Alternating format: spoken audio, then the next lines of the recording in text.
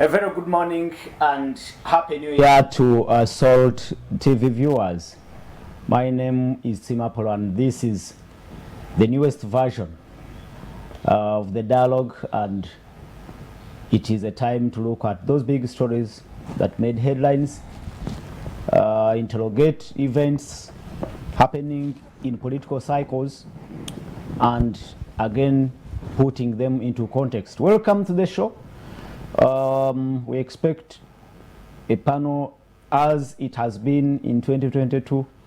Dr. Gerard Wanzala is already in the studios. Richard Baguma Tinkasimire and Honorable Barnabas Tinkasimire also will be joining us, looking at matters of national importance.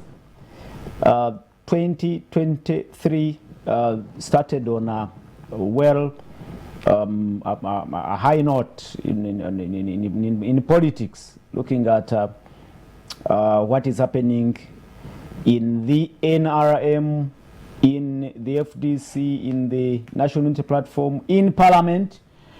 You see level of temperature, political temperature, showing that indeed there is something happening. Welcome to the show once again. And on our menu today, we can look at the road carnage, the rising cases of road accidents. Actually, that is a matter of concern. And a report showed that in a period of just 2 weeks or 3 weeks, 100 people lost lives.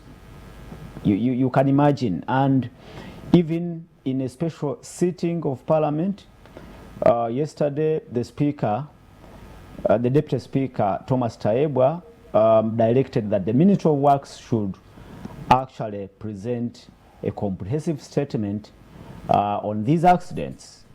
You can talk of Honorable Patrick Okabe, who also lost, who was involved in that accident, and very many Ugandans who lost their lives in this festive season.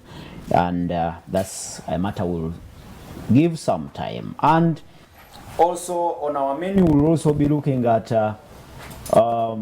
General Salim Saleh's Chits.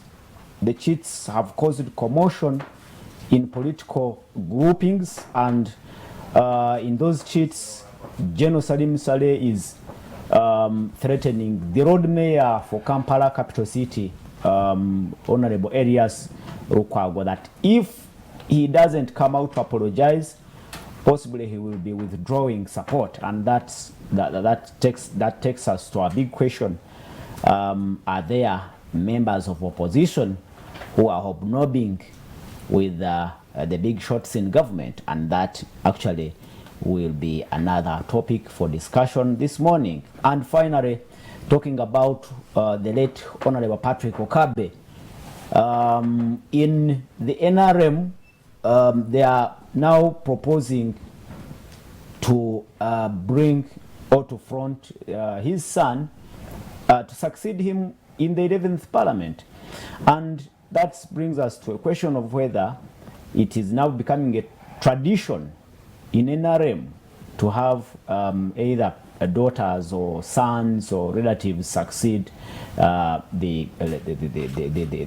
fathers or mothers when they lose seats in Parliament, especially in the case of death. And that is why at this point I am honored to introduce to you Dr. Gerard Wanzala. Please speak to our viewers.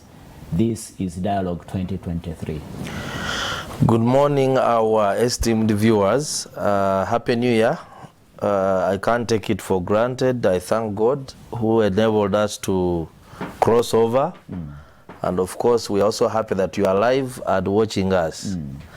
Apple, this TV is making a difference in people's lives. Sure. Through these discussions, but also the message from Pastor Bujingo. So thank you so much, Salt TV and House of Prayer Ministries. Thank you, Gerard. And quickly, talk about, pick up that highlight of 2023. 2023. One highlight before we kick off the show. We had a lot of rain at the end of last year, but recently, I think on the 3rd and 4th, I was in Kamuli. I have another family that side, and then I drove on the road to Vuyende, towards Vuyende. The place is so dry. If we don't think about irrigation, I think we are going to have serious food problems, insecurity in this country. And you know, last year it was a big problem. So many communities went hungry. I see the same is going to happen. And of course, the prediction is that the rains are going to be a bit dodgy. Yeah, it's something we have to take note of. Actually, there is also a concern about the rise in temperatures. Yeah, just look at Kampala, the last 2 days. Drastically. It's too hot. And also maybe we should change the manner in which we are urbanizing, that we prioritize preserving some green belts. Because these days there's a concept called concrete cities, where people are just building cement everywhere. But during daytime when it heats up, people are burning, everyone is sweating. Yeah. So we need to think about our mode of urbanization. You talk about Kampala, and you remember the discussion in the last 3, 4, 5 days has been around the bad roads in Kampala and the potholes city of Kampala. Oh my dear, that is a very big problem. I went through industrial area Namuongo. You can't imagine the potholes are as deep as a pit latrine that is about to get from those UP schools. So, you know, how it becomes costly to maintain cars. Yeah. It is dangerous because people can easily cause accidents. And of course, a city cannot look like that. Apart from Ginger Road, but if you go Bugorobi, where Old Port Bay Road, you know, Chinawataka, you know, where you get it, all have holes. I don't know what plan is there. And what happens is that the KCCA guys go and dig and widen the holes and pour their soil. So when it rains once, the hole becomes bigger than it was before. And then the whole road becomes dirty because of the mud. So I don't know the plan. Hopefully that will change, because 2 days ago I think KCCA announced a 1 trillion release budget for maintaining the road. We hope it will do the work, because almost after every 3-4 months we maintain the same roads. It means the quality of work is very poor. So I hope they will do, that the money will do what it's supposed to do. Good. Dr. Gerard Wedi-Hewansara is the head of research and civic engagement at Africa Leadership Institute, one of those NGOs that do oversight on parliament and other government bodies. A man from Namisindwa. It's a pleasure having you on the first show of 2023. Thank you, and I'm happy to sit next to my brother here, Tika Simile Richard, a very articulate person. There's a lot that people learn from you. When I'm in people like you. Yeah, you want to come, and I was intrigued that you said you have another home in Buye. I said, yes, you know, this man has many homes. But this is not to say that I didn't have know many wives. Well, I don't know. Now, on that note, I am profoundly honored to welcome Richard Baguma Tinkasimile. Welcome to the show, Dialogue 2023. Yeah, and like I and say, Happy New Year. Oh, Happy New Year. You know, like I say, God is gracious. Yeah. Very gracious. He's very forgiving. God is great, very powerful. I drove quite a bit during the end of year season around, and I am back in one piece. Now, I even talked to you, considering the number of accidents that are happening on our roads in just this season, and the number of people that are dead, maimed, disabled, and that's why I say God is powerful. Wow. He just forgives us, and we go safely, and we come back. I want to thank the viewers. It is not only in Misiri that people are watching. Yes. No, I was in Ruhama. You. For the Thanksgiving, for you probably know. That is in Tugamo. That is in Tugamo district. There's somebody called Open Arrow. Now, while there, I met my former teacher, Ewan Katefumba, who taught me in primary school. Oh. When I went to greet him, I said, my son is the doctor, head of one of the hospitals in Kampala. And he said, yes, I see you on TV, on TV defending government. I said, how can that be my identity? Well, Yes, there could be some truth. Oh, I don't know. A level of truth. But people are watching. Now, you know, we had planned to go to Barnabas Tinka Simbere's constituency. Yeah, we will. And Last we will year. I am definitely still go. hoping that program is still. We'll definitely go. It's a pleasure having you on the show again. But pick that highlight of 2023. The roads. Okay. The road carnage for me, undoubtedly in my mind. The every day, every night road carnage. Nah. It is part of our discussion, and it is the topic That's we'll the be highlight. starting with. It's a privilege and an honor, once again, viewers of Soul TV, to welcome Honorable Barnabas Tinkasimire, Member of Parliament for Buyaga West, a man of strong character, a man of I don't know what I can say, Honorable. It's a pleasure having you on the Dialogue 2023. Thank you very much, our host Apollo, and to our viewers, particularly those from Buyaga West constituency, my panelists, namesake and doctor. Happy New Year. Happy New Year to you. Happy New Year to you. I can see you have been to China. No, I have not been in China. Oh, is adhering the president is directive. I have not been in China. But the events which transpired before, I think in last year, as we closed the year, really we are very hot. That I found relevant to discuss on other forums than the forum of my very good friend Pastor Mujibu. No. The issue of the news generator. So I could not come here and declare a standby generator that it has bananas and I survive. You survive. I chose to discuss them on another forum. No problem, Honorable. My friendship. No. Very good friend. Honorable, I can authoritatively say that you are free to express yourself here freely. And it's a pleasure, Honorable. In just 1 minute, pick a highlight of 2023. It's just the first week, but pick that highlight. Is it the Namuganza Sensha? What could be your highlight of? No, Namuganza Sensha was in last year, and a motion was presented. Okay, signatures were collected. They got the required signatures. Motion was presented. Now it is just the process. That is. Yes. A select committee has been instituted. Yes. It is just the process, because I think the biggest things were the two. Okay.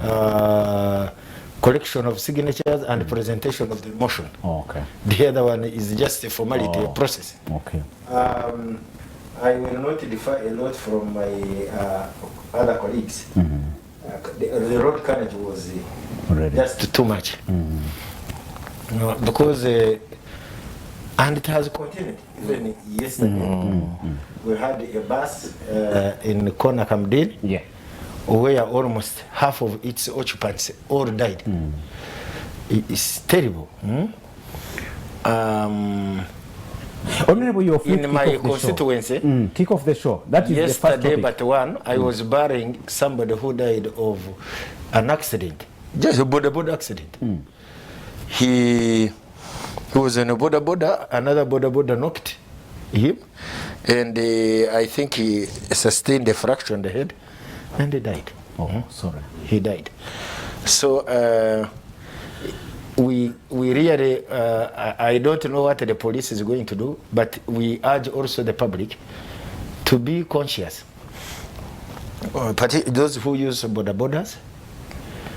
We normally prefer to use border borders to cut on the jam.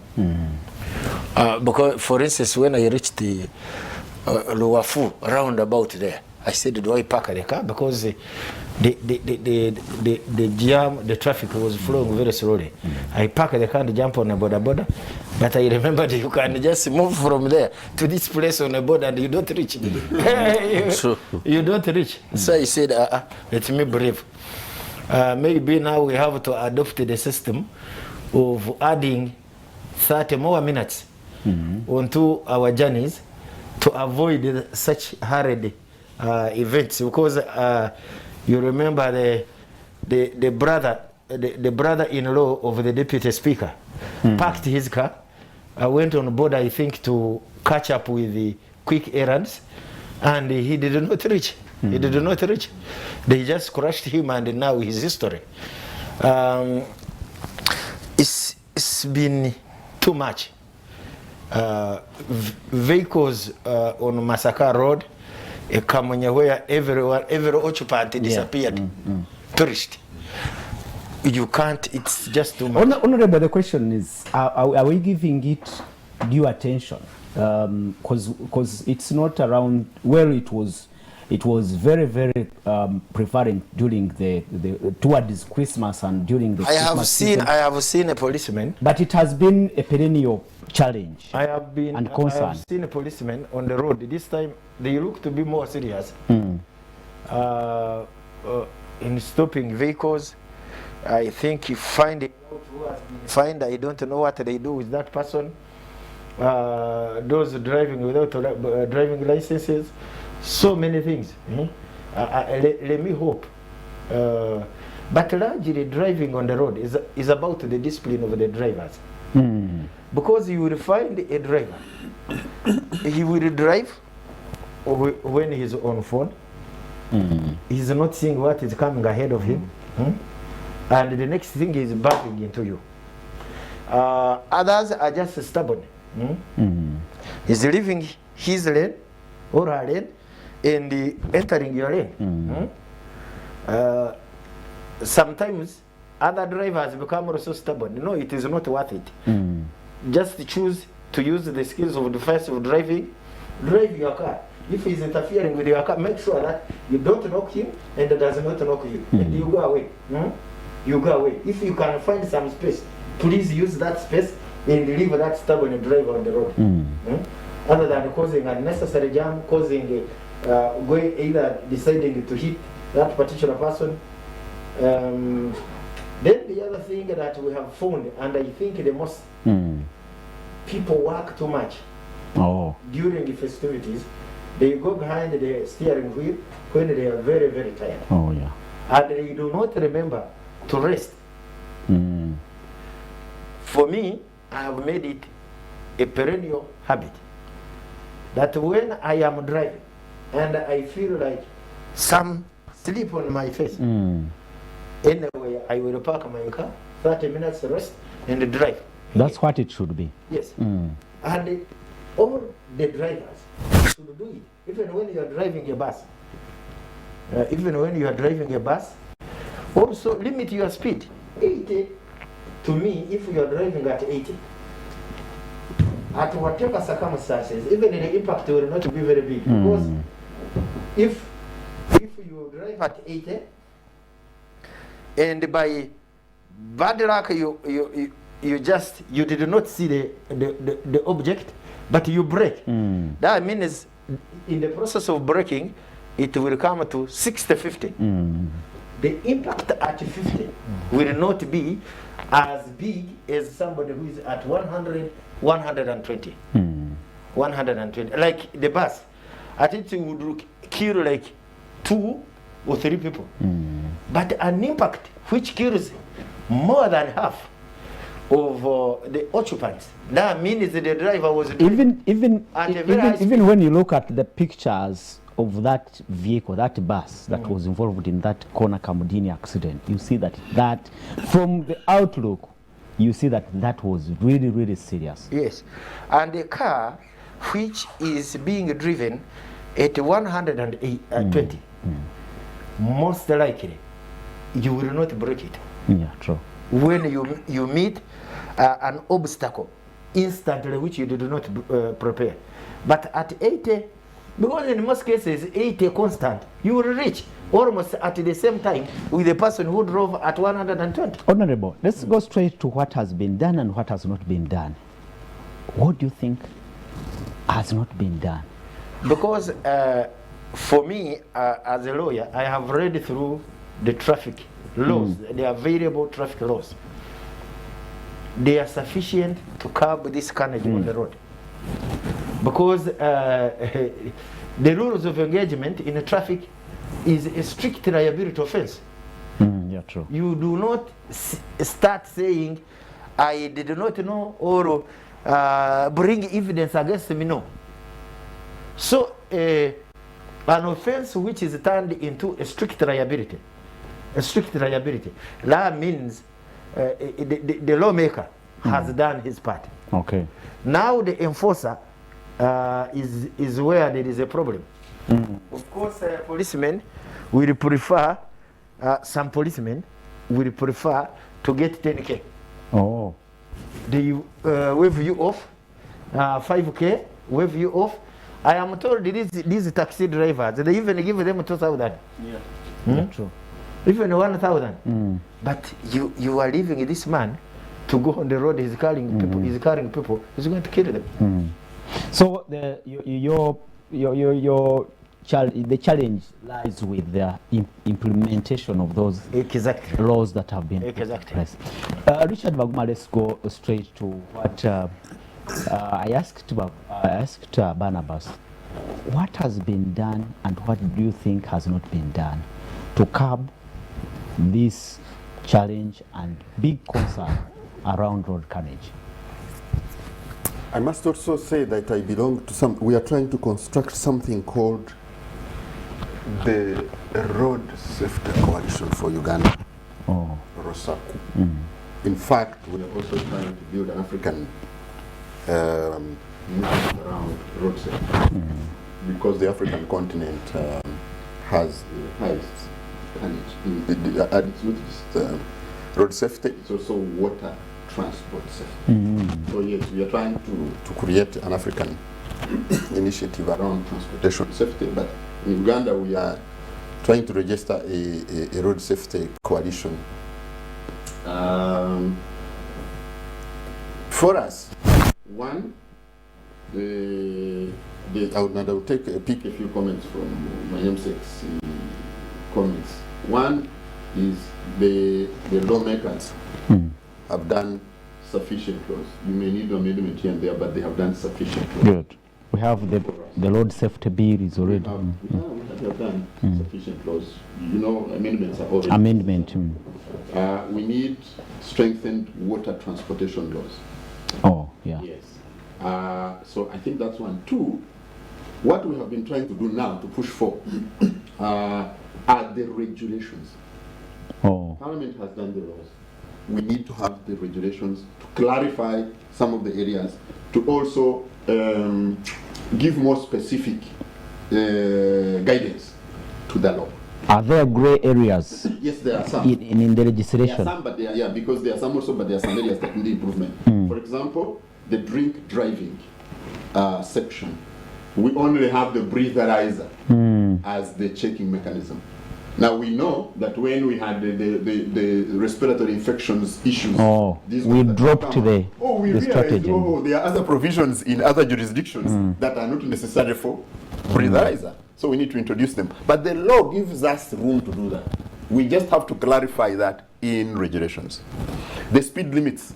The speed limits too, for example, in populated areas, they need to be clarified. The law provides the broad areas, but clarifications.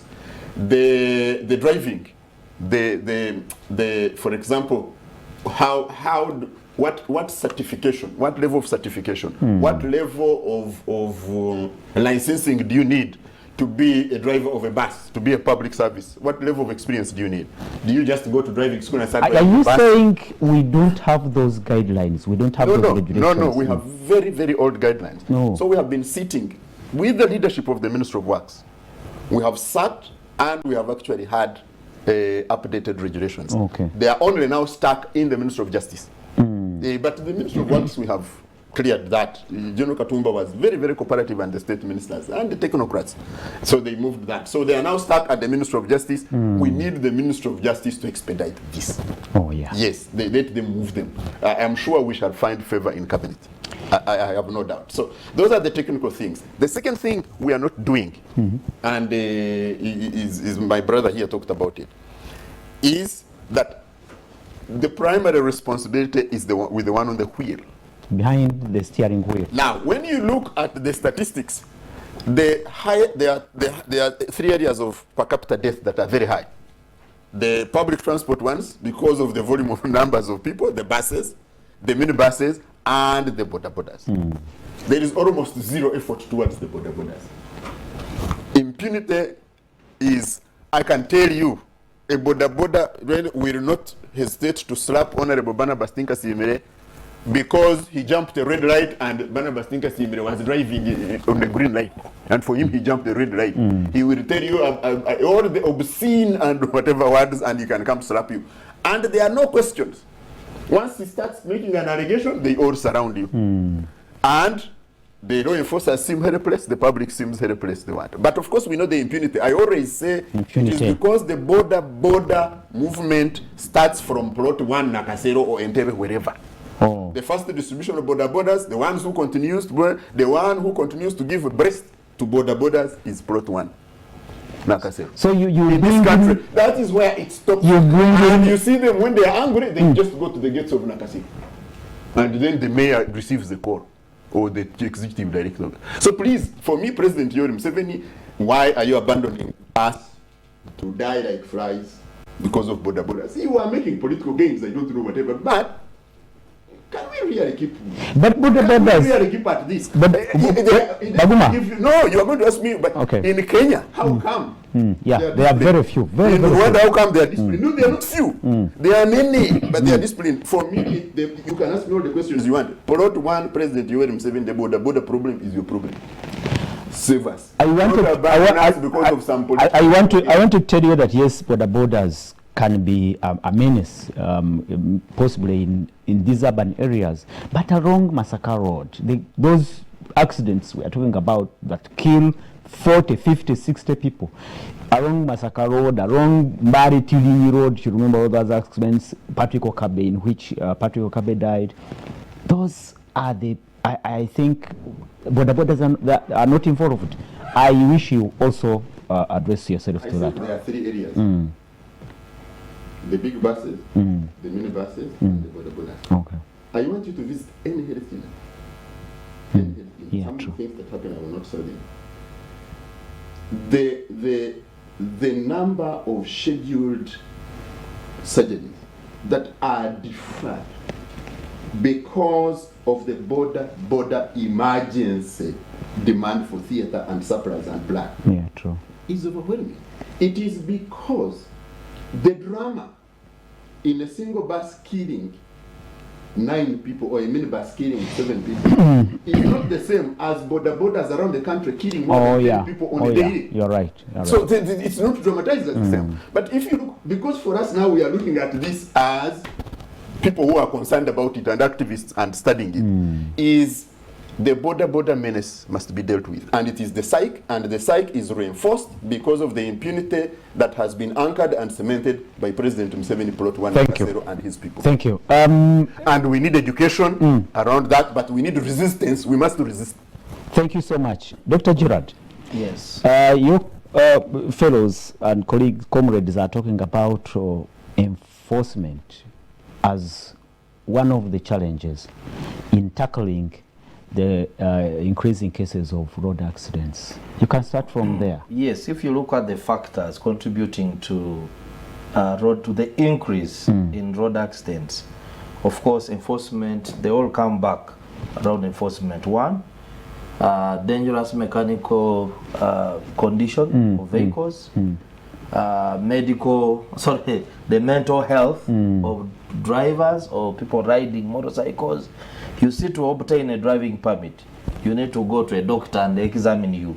But I just see everything is done by agents. Even the person who is going to receive that driving permit, that like me, I cannot get out of my house and drive without glasses because I know my condition. But there is someone who will jump on in the car and just go and cause an accident. If you look at the issues around the border, impunity. He talked about, actually, I have to drum up that problem like he has done. Every day, we are losing 5 people on borders every day. So it translates into 150 people. It translates into about 50 people in 10 days, and in 1 month, 150 deaths. So multiply by 12 months, and you see the contribution border does on the other in the country. These trucks, many of these big trucks are in bad mechanical condition. I've just found an accident on Northern Bypass. But if you look at that truck, which knocked one of the pillars of the flyover, you see that its condition really was wanting. So if we don't strengthen enforcement, but also he talked about regulation, sensitizing. Before you go from the bad shape in which the vehicles on the roads are, what happened to the car testing centers? And I remember even in Parliament, you're honorable. No, that thing was abandoned because we realized that somebody had staged himself to. But does it make sense? Does it really add?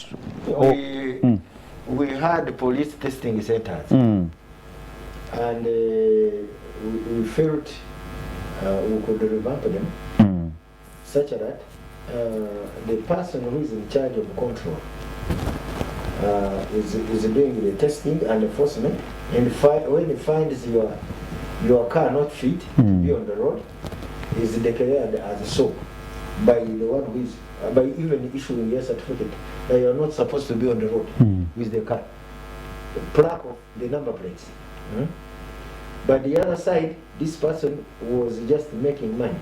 That's why the one who was running one in Kawanda, one on Masaka Road, and very many places. The one in Mbale was vandalized, scrapped. Very many places. This person had seen an opportunity of making money, like the handling, cargo handling at there. So we said that as Ugandans from this, they already have enough problems. But the Honorable, do you agree that we need those centers? We do, but the police can work. Because they were testing them originally. We only need to empower them and revamp those centers. Something none of us has mentioned is about the nature of our roads. The nature of our roads, where they are not having potholes, they are very thin. Narrow. Very narrow. A person who has traveled, like in US, UK, and other countries outside, you will find a highway having 6 lanes, 4 lanes, to allow space for people to drive. This side 4 lane and the other side 4 lane. People will never meet each other. Because when you see the head-on collisions, are a car coming from the other side, and this one coming from this side, they hit each other. They are hitting each other because what is separating us is just a small lane, which ordinarily in the middle of the road. Ordinarily is supposed to be on the same side of the road. I think this country, we need to be pragmatic enough that the roads which are being constructed, we at least provide for 2 lanes on each side, such that we avoid a situation where vehicles meet each other. This reminds me about also the accidents on railway crossings. In other countries, you will not find a railroad crossing the main road. They will either create a bridge such that vehicles pass under, or they pass on top. They pass on top when the railway has gone underground. Has gone underground. To give, to make it sure that there is no any other time a train which is moving at a very high speed is going to meet with the vehicle. But honorable, even in other countries where the rails cross the roads, possibly you can say they are manned by people every time to either close the gates or raise flags or the boom barriers and that possibly. They are only allowed on roads which are considered not to be busy roads. Busy roads.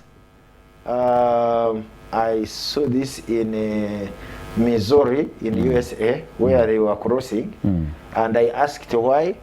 They said, are you seeing this main road where we are? A rail cannot cross. It has to go either underground or on top.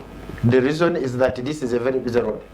But this other one you are seeing is just in the shops. It is taking goods to a warehouse. And the people driving, they are fewer on that road than this other one. So, honorable, as because we actually cut into doctor's time, but you raised the issue of the roads. What can be done now? Can it be a matter of policy? What has not been done around that? When we ask for roads, we are sometimes very, very desperate. And we are politicking to give anywhere a chorus for the people. What they want to see is chorus. They don't understand that just a small lane. Let me give you an example. In Bunyoro sub-region, they made a tarmac for us on a road of around 270 kilometers from Chigumba, Masindi, Hoima, Kagadi, Chenjojo. It's just 2 lanes. This is a place of largely in the sides of an developed place, undeveloped area. We would have used this opportunity, put this side 2 lanes and this side 2 lanes, and compensate them at a go. Then wait for trading centers to mushroom, then we postpone the problem of compensation to the next regime. Let's do something. I think that is sustainable. that is very important, because the concern around compensation has been a big issue while constructing. I mean, putting up all these public infrastructure. That's why the government wanted to move. It is better at this time to draw. I mean, to even expand the reserve, the road reserve. This particular time. To expand the road reserves, so that when that time comes, when we want to expand the roads to introduce these 2 lanes, then possibly that can happen. But Doctor, I think you can start from there. We had cut into your time. He mentions a very important thing. If the road is narrow, certainly if you want to overtake, the danger is so high that you may not see the car that is emerging from the other side. But I've also seen a lot of recklessness, even from drivers of nice cars. On the 1st of January, I was driving to Chitintale towards Luzira. And then quite a nice car came. You know that road now is all potholed. But the speed at which the gentleman overtook me and then turned in the next bar. So I was wondering, what is so emergent? What is this emergence about branching off in a bar? If you delay by 5 minutes, are you going to miss the beer? the alcohol. So this kind of recklessness is being exhibited everywhere. It brings in the issue. My name is mental health. Are you not the one dealing with mental health issues? Mental health, because the man is going there. Why is he swerving in front of you?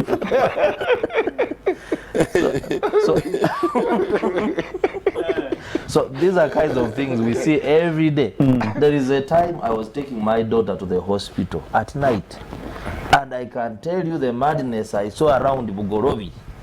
You know, it's like everyone is drunk. They're no longer scared of policemen, and even when policemen put these kaunyemu, I don't know where they take these guys, where they just pay them money and they go home, because there is a lot of impunity. And what's killing Ugandans a lot is actually impunity. But at least if you talk about Kampala, every corner you turn today you find police, traffic policemen. And yet it is happening. I don't know. Is it what I think Honorable alluded to, that there is kitu kidogo that changes hands? Yeah, of course it does. Like this business of where someone enters a car, the police officer enters someone's car because he has committed an offense. I've just seen it around the Mengo. He enters the car, then they go talking for like half a kilometer, and then the officer gets out and comes back. So I don't know what happens inside the car, but I would like to believe that there's some money changing hands. But you also talked about nice cars. Yeah. I think we also need to have, if you look at, for example, the incidents of police slappings, police shootings even, related to traffic, police harassment, the number of phone calls you will receive by the ones who have impunity, you know, on the road, the nice cars you are talking about, you get exasperated as a police officer.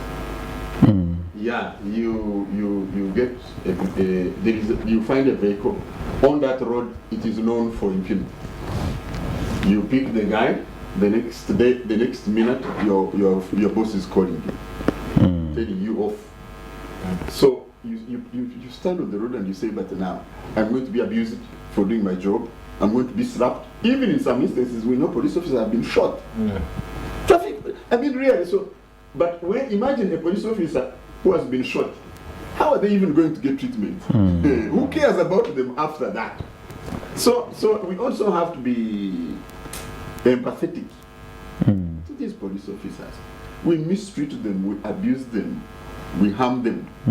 And so the impunity for me, this lack of dealing with impunity in everything, really for me, I don't know how we can get out of this. I do not think that we can with the current way we are structured, especially in leadership.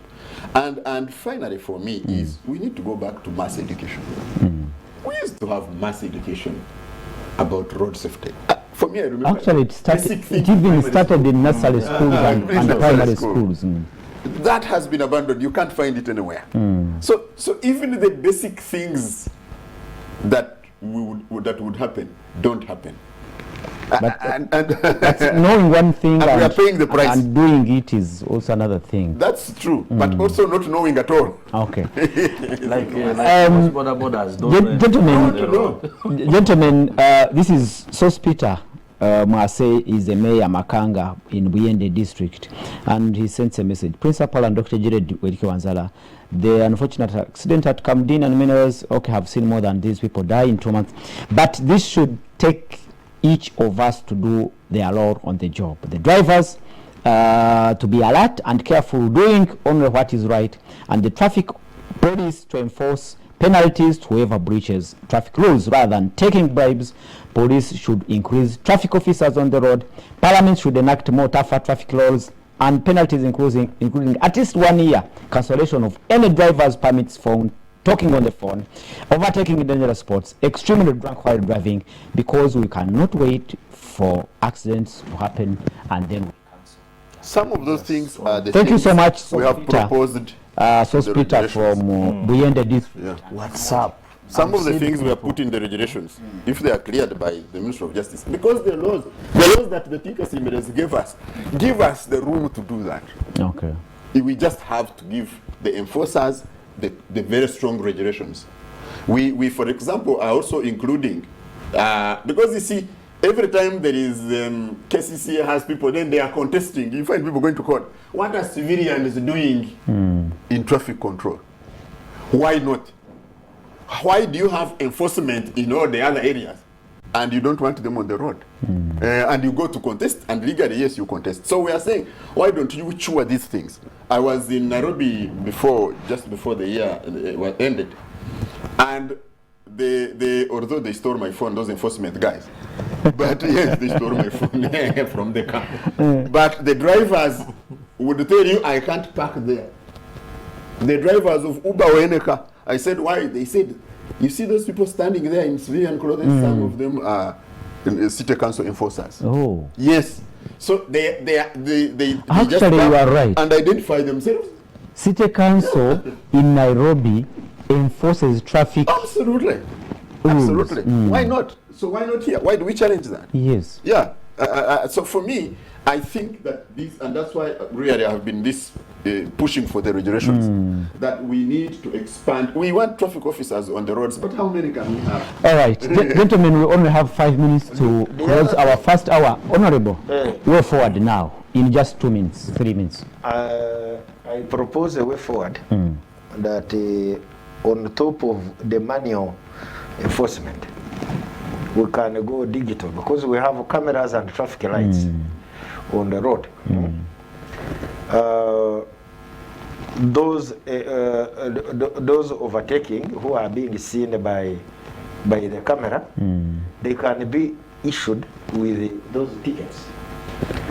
These things you see, people disobeying traffic lights across the board, including the border borders. Impunity. They should be issued instant. By that, those technologies.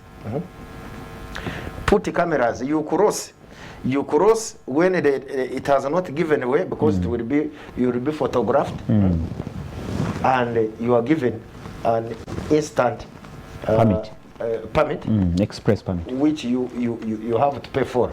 If because in US, if you do not pay, you are given a period when to pay.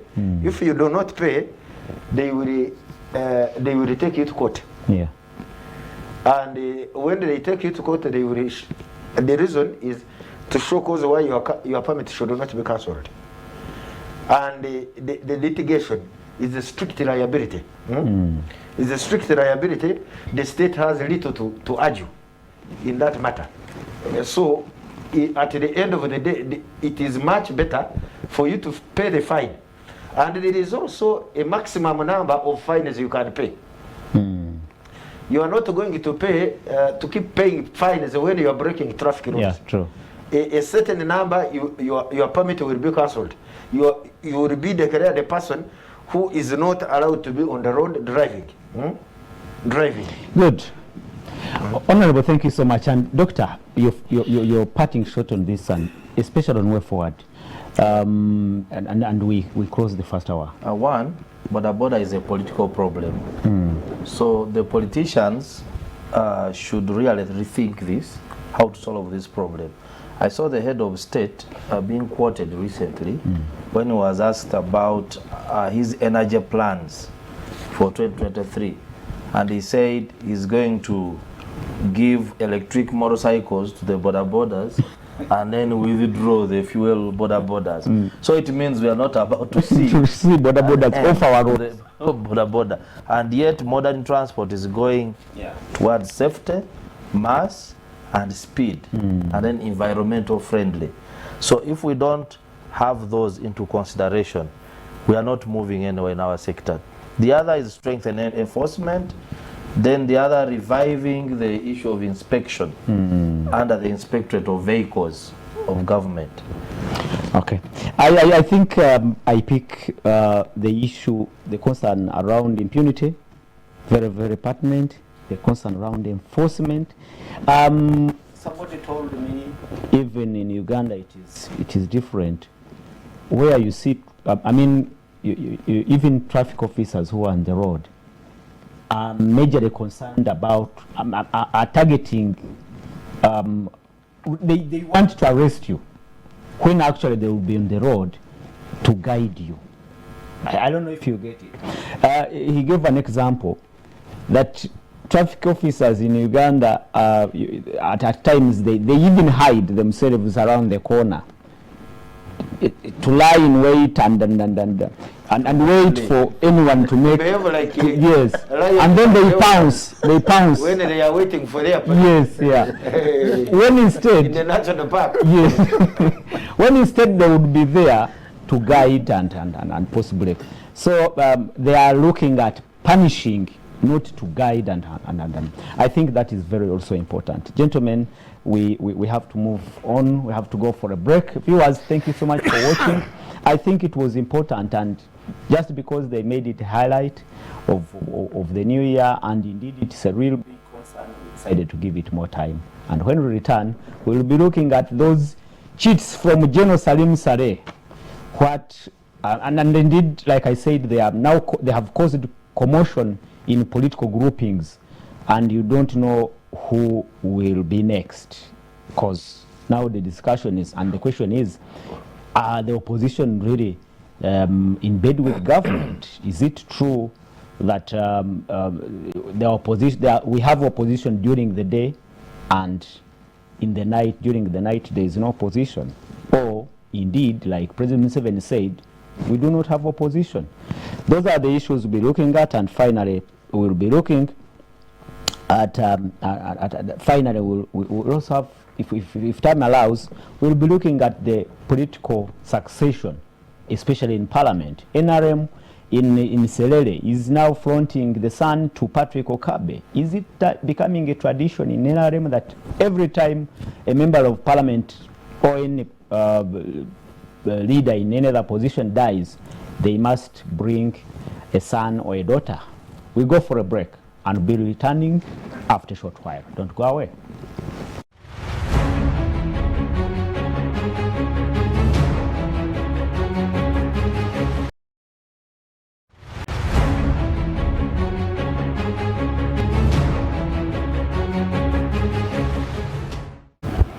Welcome from the break. It is the Dialogue 2023 edition. My name is Sima Polo.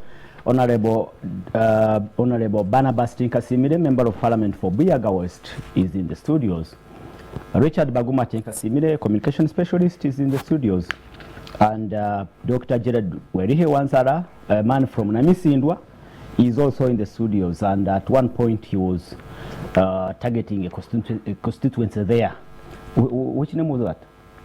Buburo County East. Oh, Buburo County East. And it's a pleasure that we have a big audience there watching and following us, like in Kagadi. I know that we also have a huge audience they have there. Actually tuned us on Kagadi Broadcasting Services, so the listenership is big. Wow, big up, viewership. Big up to the people in Kagadi and the management of Kagadi Broadcasting Services. To the local chicken from Honorable Tinkasimire. This time we won't have the show with coffee, but it's soup. Yes, local chicken. Kagadi Broadcasting Services management, thank you so much. You extend that message. Executing the demand from members that this team is coming soon. We go to Kagadi. to Kagadi. We are coming, and that assurance is has been approved even by our bosses. So anytime we'll be coming. And gentlemen, let's go straight to the Chits from Salim Saleh. He said they've caused commotion within political groupings in this country. And Richard Baguma, you will be the first to take the shot because you are a communication specialist. General Salim Saleh has never come out to say he is the one writing these cheats. But he equally didn't come out to dispute or to challenge anyone that he is not the one writing these cheats. Before he comes, for avoidance of doubt, if you have them, our viewers can have a benefit. Yeah, they will. My producer will do it. Because not every viewer at this time knows that actually General Saleh has been writing cheats, and what type of cheats. Okay. The cheats, Salim Saleh, at least those I have seen, one of them, the first one I saw, was telling the road mayor for Kampala capital city, Honorable Elias Lukwago, that he should apologize to him for the statements he made against him or about him, and if he doesn't do that, General Salim Saleh will be withdrawing support, the support he has been giving Elias Lukwago. I think that makes it. Then the second one, he was emphasizing what he said in the first cheat, that I'm still waiting for my apology, and if you don't do that, I'm certainly going to withdraw the support. And people wondered what type of support General Salim Saleh is giving Elias Lukwago. And actually, New Vision, a paper that wrote the story, has been sued by the road mayor himself for what he called defamation and all that. You are a communication specialist. Give us that background. No, let me. And the impact. Let me not start by being a communication specialist. The last time I met General Saleh, and the other times, General Saleh is a very clever individual. Yeah, true. He must be. Yeah, he's a very clever individual. He has previously been declared dead. He didn't come out to say, no, I am alive. So he left the death rumors until he had a function or then we see him. So for us to expect that he will come out to comment with the journalists on cheats, I don't think that has been his method of public communication. That's one. The second thing is that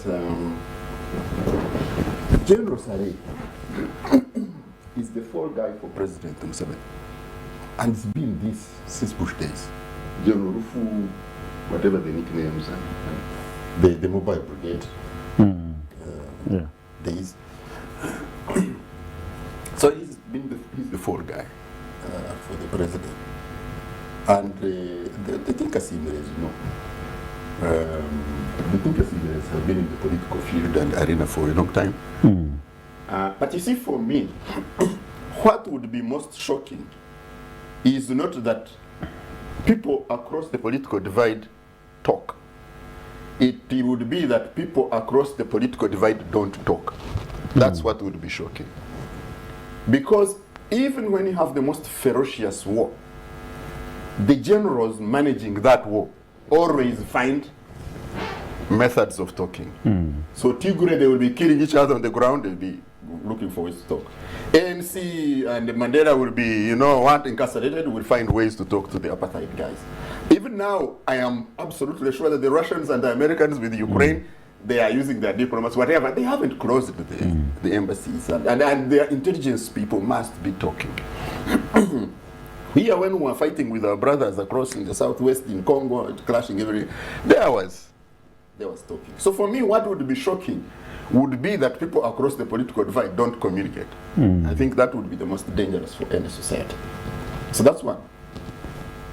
The second thing. So you are saying it is okay for people of different political shades of opinion to communicate. I'm saying that it is not possible that they don't. Okay. It's unrealistic to expect them not to at all.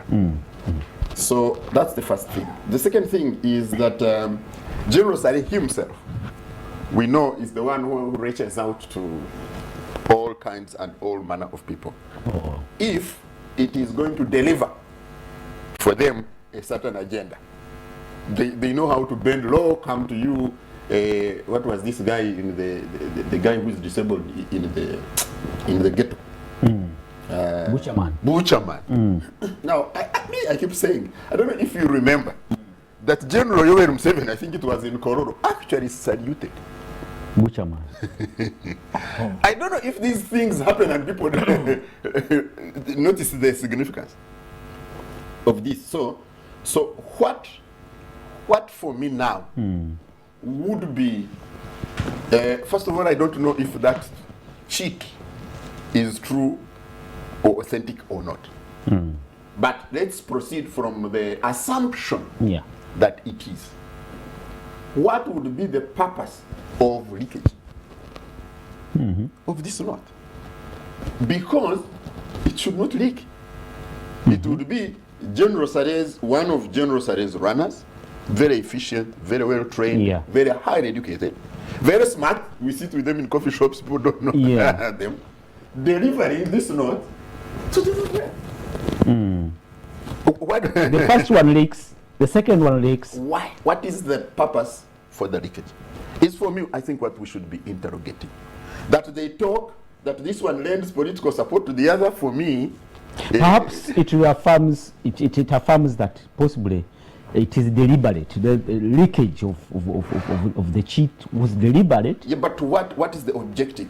What is the benefit? Who does it? Maybe one party blocked the communication channel and yes, and those are the assumptions that we are. So the effect that this has would not have much effect on General Saleh.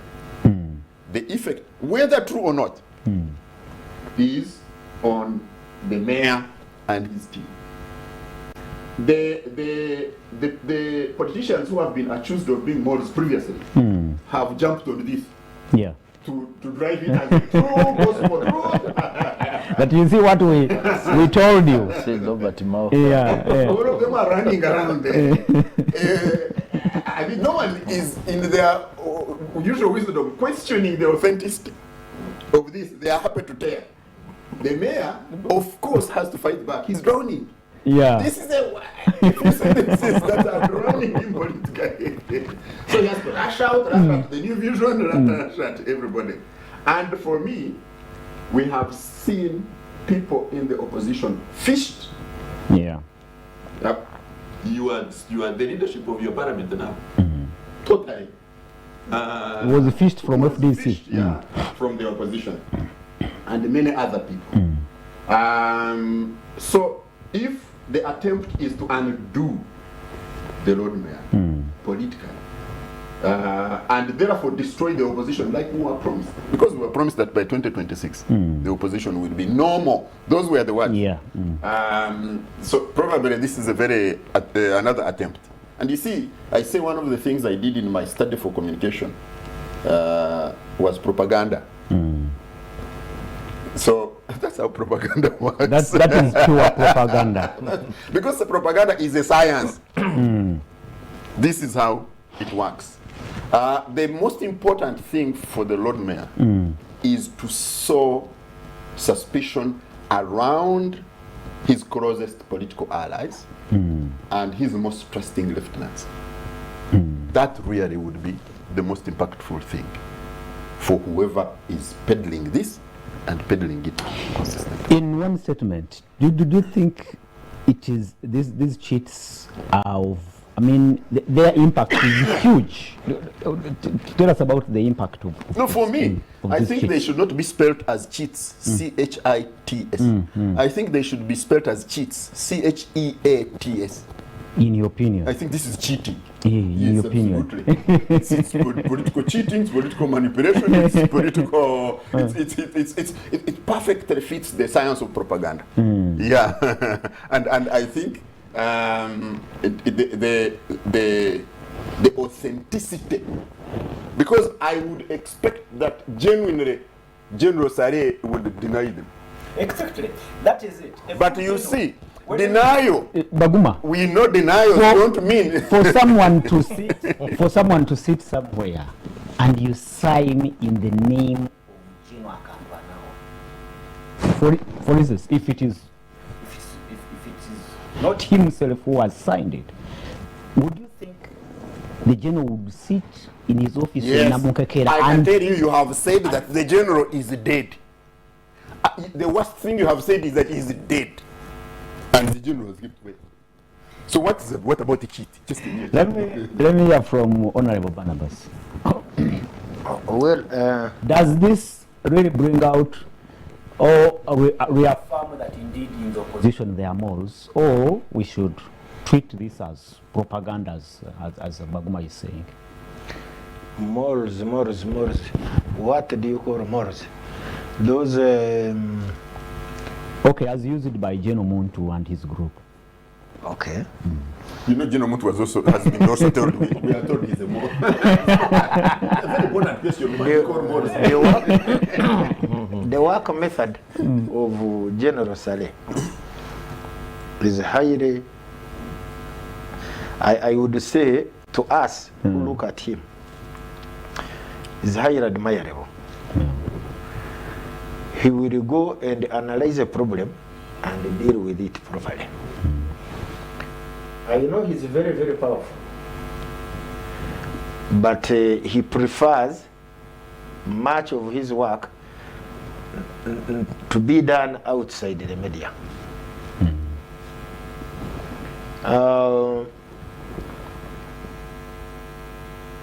I like him. That even when people have annoyed him, he has not chosen the path of torture. I don't think he that prefers soft power. I don't think that those safe houses which we have in this country, General Saleh sends his people in the safe houses. It couldn't be. He uses persuasion method Instead of coercive. I mean, Yes. In contrast to coercive. He will choose to talk. He will choose to talk, and leave the coercion to another group. I would not be surprised that he has an engagement with Lukwago. In any case, he has talked to very many people. You won't be surprised. I would not. And some of us who actually know opposition very well, that's why we have decided to toe the line of keeping in NRM. Oh. Because if NRM will allow me to criticize it, why would I? Do you know that what I speak, many opposition people cannot speak it? But Honorable, you suffered the wrath of your own party. No, even when we suffered, we took it. You get me? We took it and decided to defend our rights. You needed to know what was in the mind of some opposition people during that time. They actually castigated us. That we are talking too much, you can imagine. Oh. So you're looking at NRM as a more tolerant political group as opposed to the opposition? That is not what I am bringing out. I am agreeing with a person who says many of these people in opposition, they are as good as, they are useless to the opposition. They are not actually in opposition, they are working, they are beyond an executive minister via promoting the agenda of the government, not even of the NRM.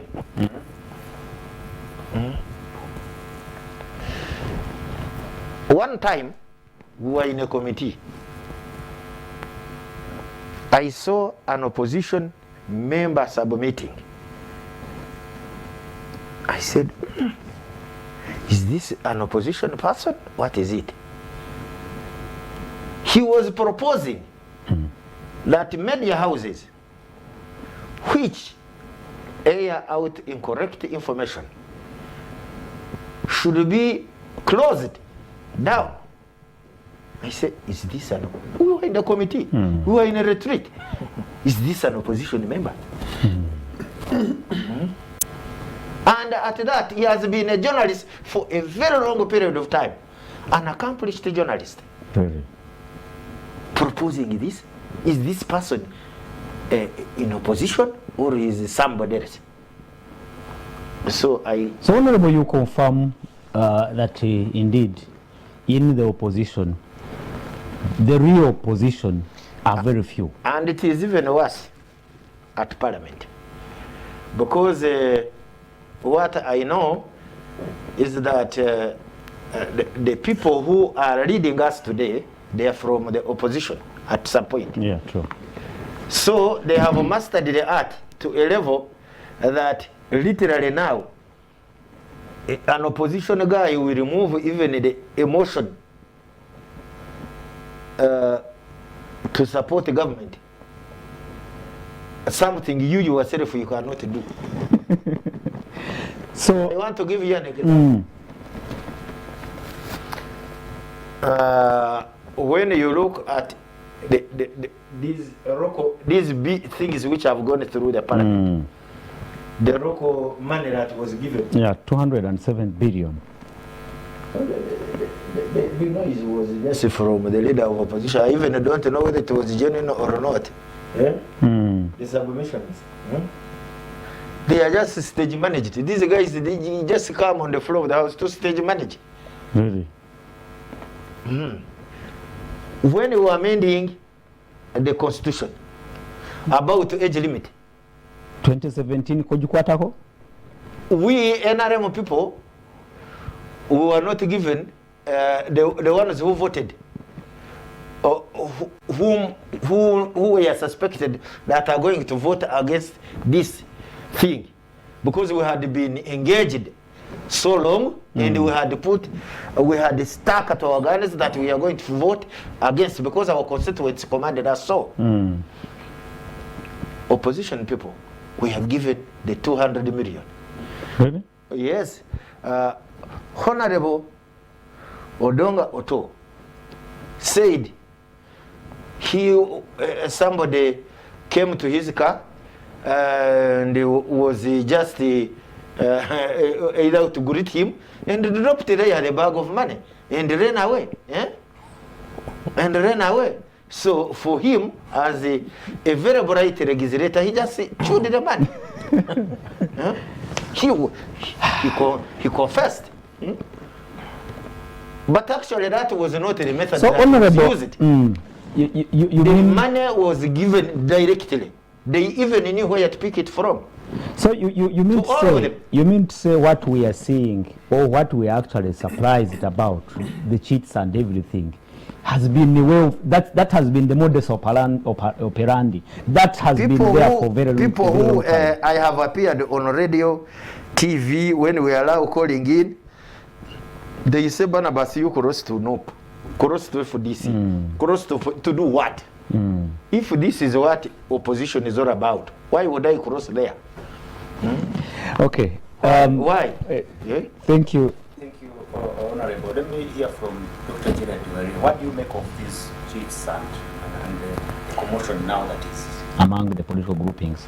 Looking at that cheat, I wanted to make some clarification. When I was reading, the cheat was saying, if you don't do this, I will withdraw the support I give you in city conflicts. Yeah. I think that word city conflicts is a key word. Because if you look back, I think either 2011, 2016, there was serious conflict in the city hall, involving the Lord Mayor Elias Lukwago, and there were media reports that councillors who later moved a vote of no confidence were in Kapeka. I was not there, but I quote what the media was saying. They went to Kapeka and then they came back. And then there were allegations of bribery, and then that period saw a very serious conflict between Lukwago and Musisi, the then technical head of the city. So before, after the impeachment, there was a move to impeach. They moved to impeach him. He later challenged it in court, but was done. And then he stayed for some years just idle in the office, doing nothing. So eventually, collecting salary though, and being driven in a mayoral car. Oh, but he was not paid salary for some time. He claimed the money later. Through courts. Through courts. So, being a sharp politician, if I was in the position of Lukwago, and there are some people who may make it very hard for me to govern, sometimes not bad to reach out to your opponent and you talk. And the years later, we have seen some kind of stability after the exit of Musisi. We saw some exit. Even as we have been asking, what was the source of this stability, some stability? Because Lukwago turned not to be so confrontational. Issues to do with the riots had reduced, and we were seeing more of dialogue between the two. So I can't confirm that Chits is true. But you want to suspect that the circumstantial evidence shows that maybe some talking took place. And for me, in the interest of the city, I wouldn't see any problem with that. But like he asked, what is the objective of that person who took a photo of the cheat and sent it out there? I think it serves propaganda value. As we are moving, you see, there are signs politics already heating up. Succession politics, you have seen General Tafire hitting at MK, MK is hitting back. Then now, you see City Hall is congested with the NUP. I think this time they wiped out NRM in the City Hall. So there could be a propaganda value aimed at dividing. Because now I'm seeing the NUP army on Facebook now insulting Lukwago. Hey, he's a mall, he's this. Then there are others also hitting back. So already it is achieving the objective of sharing it in public. You get it? So I will not discuss the character of Lukwago. I don't know, but if it is true for me, people to speak is okay. But now he has an uphill task to explain to the public, because when Ugandans hear the word support, they think about money. Money, but support may be in form of dialogue, maybe in form of mediating. You know, now we are having, for instance, in Kisenyi here, where the conversation is about relocating street vendors. They're saying, well, government is saying, let's borrow $100 million and buy 10 acres in Kisenyi. Lukwago is saying, no, this is wastage of money. We need at least a new market in every division, and that money is enough to build already existing markets so people can work in a better environment. So the tension is already mounting.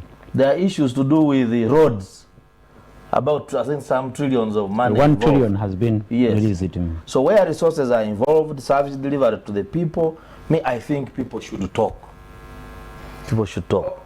Doctor, I imagine if it is true, if your suspicion is true that possibly there was any form of support from the general to the road mayor, then what was the general expecting from, in return for that support? I think it's another area you can. I mean, if it is true, I've been helpful to you, and you know, and you are stable. If you're gone ready again insulting me, so maybe if it is true, the general could have expected some maybe respect to him, because I think Lukwago went to the media and was accusing the general of having been involved in Greenland Bank issues. Greenland Investment Limited. Yes, and that triggered that. Honorable, I think this wind up on this. What does it now tell you about our politics when you have confirmed that even what we call the opposition is not opposition? Yeah, I have told you, and for me, it's not. I do not intend to diverge the persons whom I have seen as culprits of this. from the opposition. Only to state as an example, some politicians from opposition have even been asked not to contest in an election and paid up front their term of office. Really? And collected the money.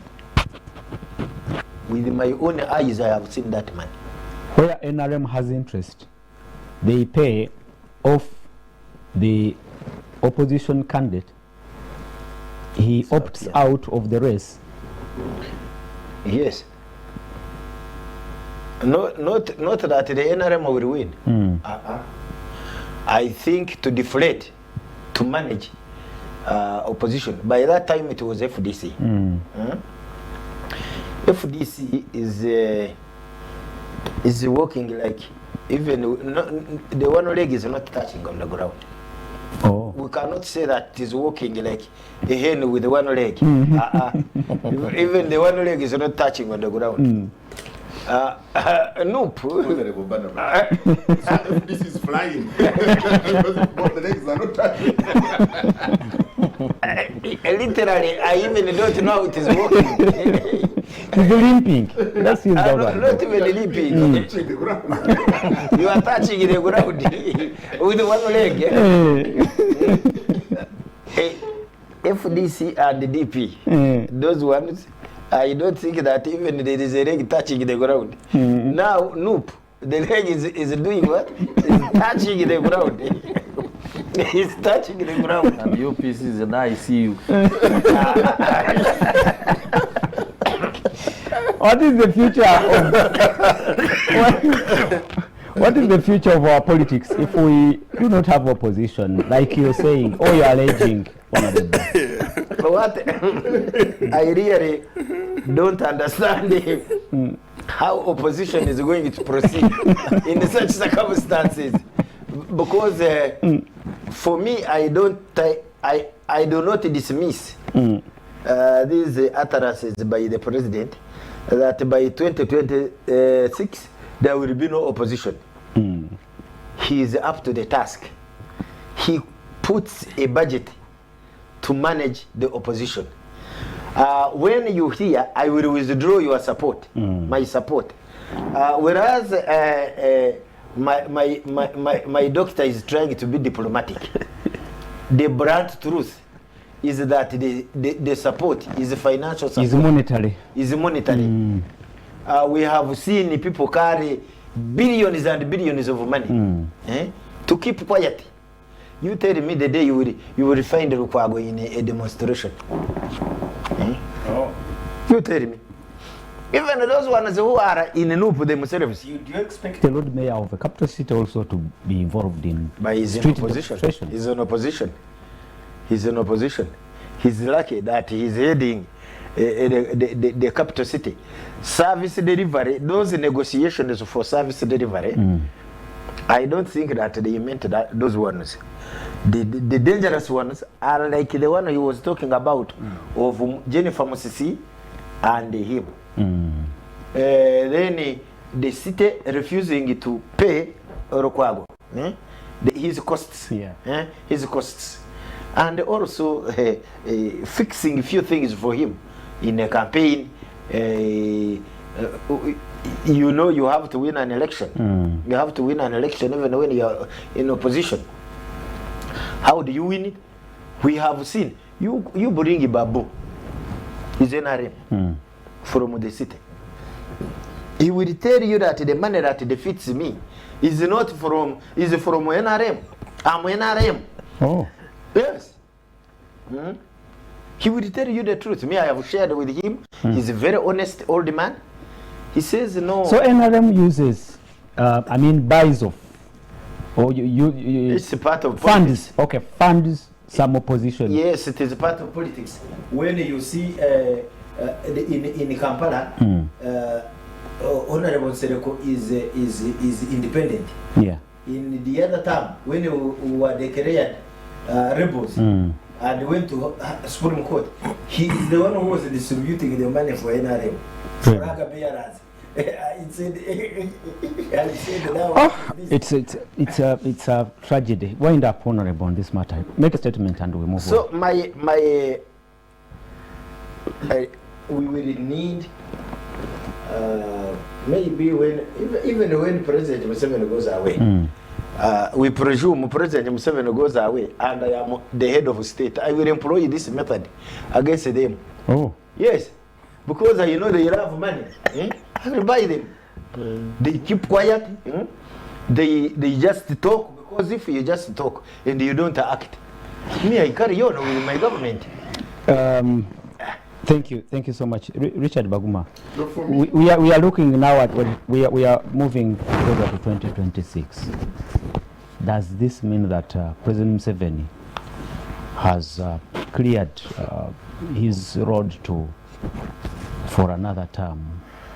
If at all what we are hearing from Barnabas and everyone is true. Not for me. I have said on this camera, I will repeat, that all this other talk, for me, it doesn't really matter. President Museveni will be on the ballot box, except for biological and God-given reasons. Yeah. But barring those ones, President Museveni will be on the ballot box They will win. next time. So for me, I have no illusions about this situation, except for nature, whatever. So that's one. The second thing is that there will be opposition. What President Museveni cannot stop is opposition. Opposition I do in not quotes. see, yes, because we did not see the wave of NUP. We didn't. We have a lot of angry people, particularly angry young people. They will oppose. You can't stop them from opposing. So what you do is to destroy the vehicles that would transport them to victory.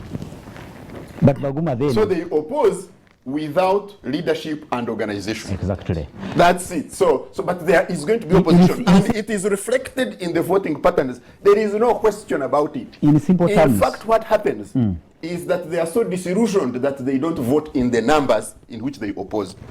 If they had the leadership and a vehicle, that's what you have to keep destroying. You would be surprised that it would be more than the consistent 35% of opposition. It would be higher. You see, you need to talk to children of ministers, to children of the Barnabas, you see, our children. They oppose us outright during our meal times. Yes.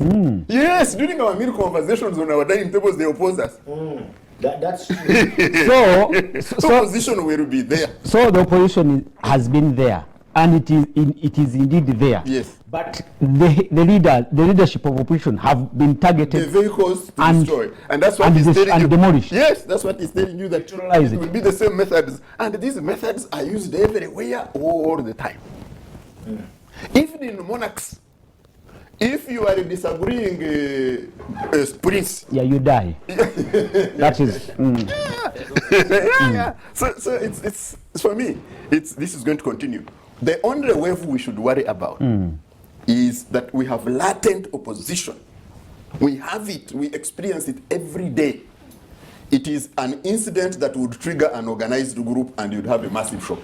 Finally, can we now say that the leadership of opposition has been hoodwinking the masses?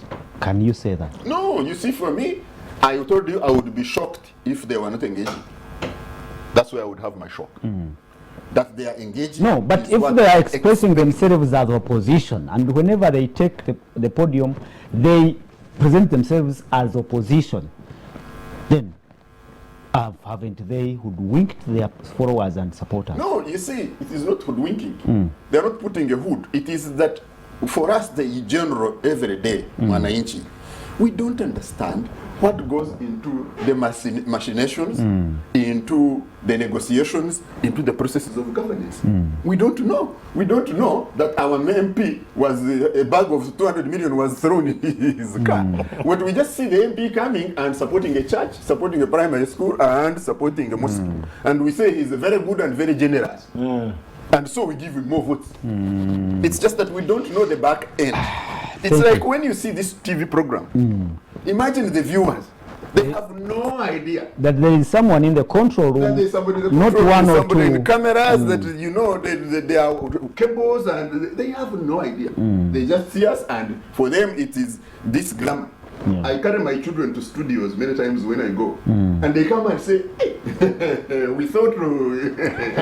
Thank you so much, Richard. Our time is running out, and viewers, if you have a message, quick one, send it to 0701 609906. I forgot to give it to you earlier on, but it is 0701 609906. People listening in from Kagadi Broadcasting Services, big up. Thank you so much for being part of this show. And Doctor, in just 3 minutes, you have been tracking, and you are one of those advocates for good governance. What does it mean now, if at all that has been said is true? Of course, a good democracy is built on strong institutions. When we talk about strong institutions, we only don't mean the state. We also mean viable opposition groups.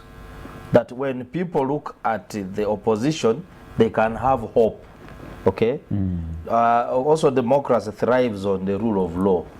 That you respect the rule of law, and it is an assumption, okay, that should work. But in this situation, like he's talking about, once you destroy the political parties, and then you also have the individuals, because when you pick the individuals, you're actually dismantling the political parties, then they become irrelevant. So if they become irrelevant, it means you may have an angry population which may react in a different way. In this case, Uganda is also a military regime, like I can call it. So if they are disorganized, they will resort to unconventional ways of opposing, and so I will get the excuse to crush them and say these are lunatics, they want to destroy the country, and other categories of society will agree with you because they don't see leadership. You know, they'll say these are ragtag people who want to destroy, you know, what we have built. Just because you have managed to portray them as headless, as headless chicken around the streets. So, but this is also a danger to the country. I don't know what we're going to do about it, but it's a danger to the country. And I am seeing in the future NRM succeeding itself. If we have to go through elections. And you asked that in late Honorable Kabe's constituency, the sun is coming up. I see the LOC5 in Bukedea, the daughter, I think, is being fronted. The LOC5 who died the other day. People are being prepared in the mind, in the preparation for probably post-2020, after 2031, that now it is normal, and then you'll see another family member. Can succeed the father in a political office. In the president. So yeah,